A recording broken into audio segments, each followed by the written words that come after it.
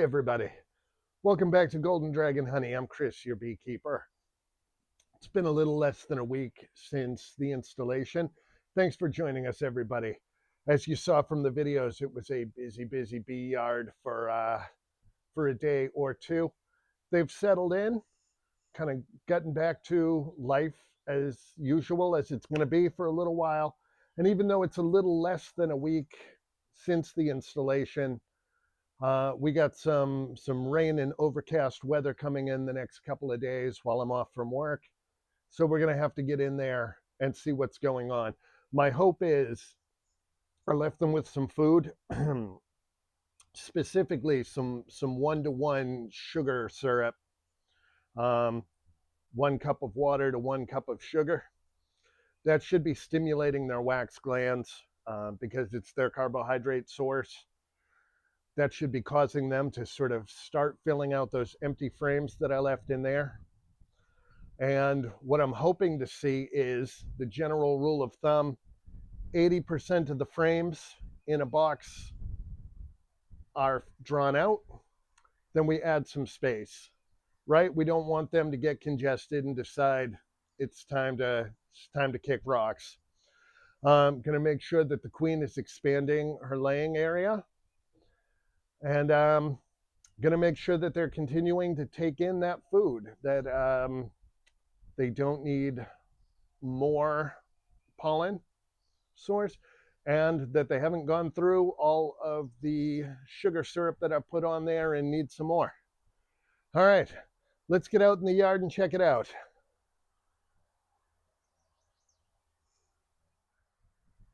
Hey everybody, thanks for joining us here in the yard, and welcome back to Golden Dragon Honey. Starting here at Hive VI. I've sent pictures, videos. I very much believe that Hive VII are my Carniolan bees. Seem to identify them as being a little bit darker. I'm starting here at Hive VI because I feel fairly certain that these are my Saskatraz bees. Saskatraz, I've gotten them. They're northern hardy. They're bees that are bred in the Saskatchewan area of Canada. Good Lord.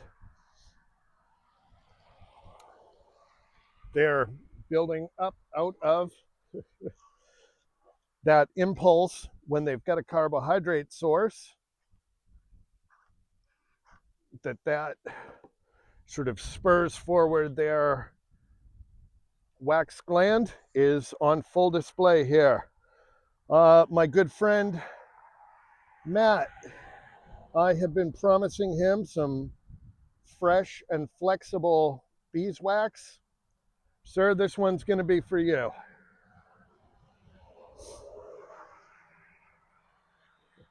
So I am trying these bees this year because they're not only supposed to be very winter hardy from Saskatchewan, Canada, but they are bred to be varroa mite resistant.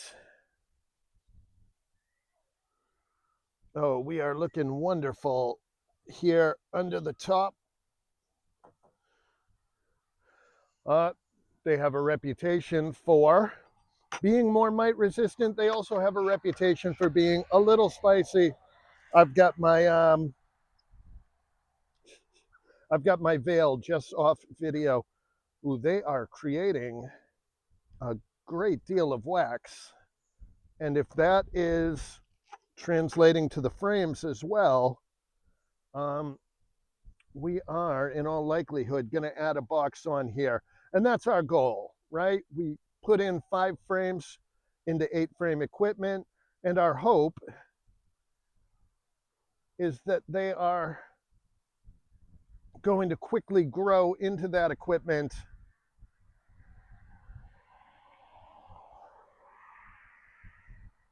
and we can keep them growing in what is, here in northern Vermont, very close to the Canadian border, a very limited beekeeping season. They've got a very short amount of time to put together the resources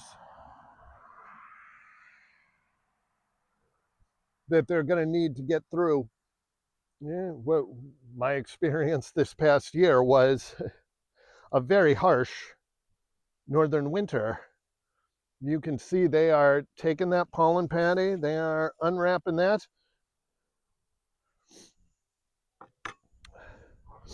I'm going to just clean up what they've created on the top here so that I don't crush anybody when I put them back.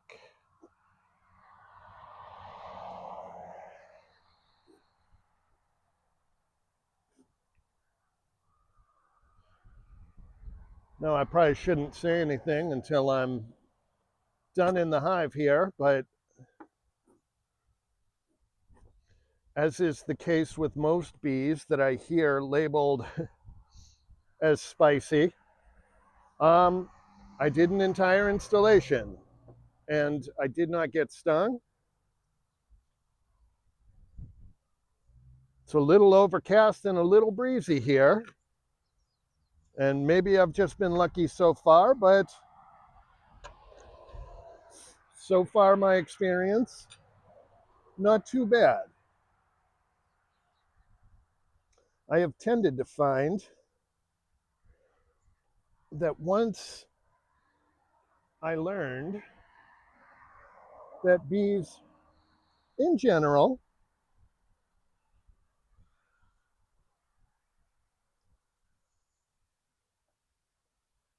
are pretty gentle, right? They don't want to sting us. It's not good for them. I have tended to learn that if I control my breathing, just relax a little bit, move a little more slow than I otherwise would have, they don't care if I'm in here or not. They are pretty unbothered by me. Now, I say that, they are also a wild animal,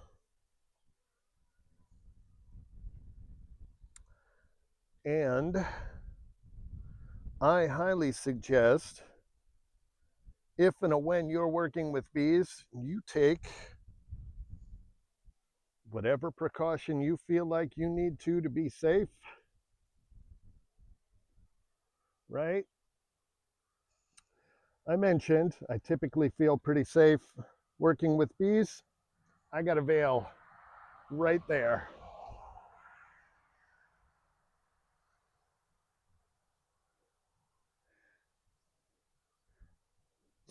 And we're not seeing the kind of growth that would cause me to put another box on here.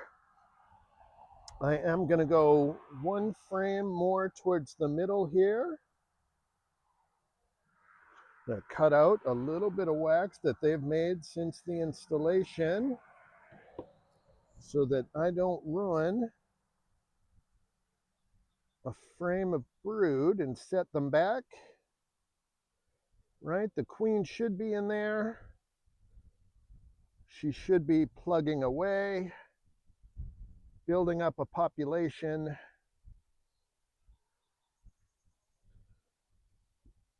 so that they can take care of and respond to the flow that we're in. As I've mentioned before in posts, our crabapple and lilac is going right now.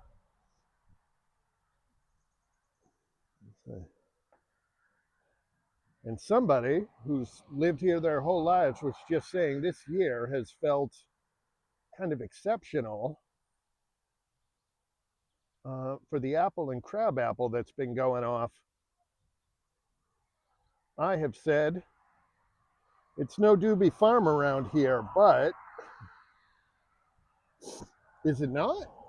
We're seeing a lot of bloom, a lot of apple, a lot of lilac. There is no lack of food for them to forage on. And I'm just making sure that we have eggs, larvae, capped brood.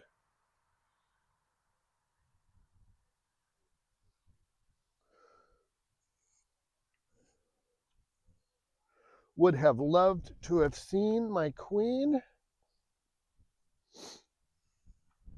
but that just doesn't happen every time I'm in the hive. I am seeing eggs, and that is a good indication that we are just continuing to be happy and healthy here. And so I'm going to close these ladies up, let them do their thing, and I'm going to come back next week. I'm going to leave some pictures at the end of the video here. You let me know what you think. Is there a little bit of a reddy hue to these gals that might indicate that they are my Saskatraz bees? Let me know what you think in the comments, everybody. Thanks. We'll see you next week.